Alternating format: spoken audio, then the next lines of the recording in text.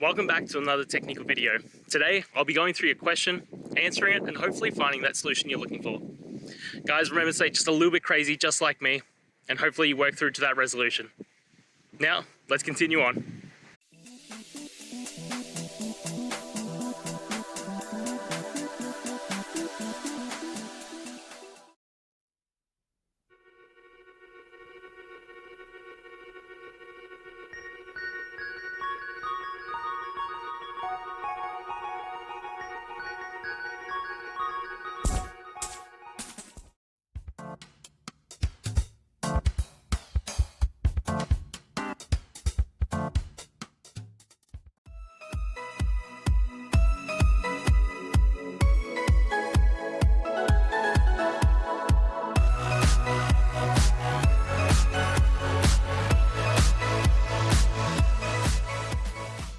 And that's it, guys. We've gone through the solutions and I'm hoping that it resolved your issue.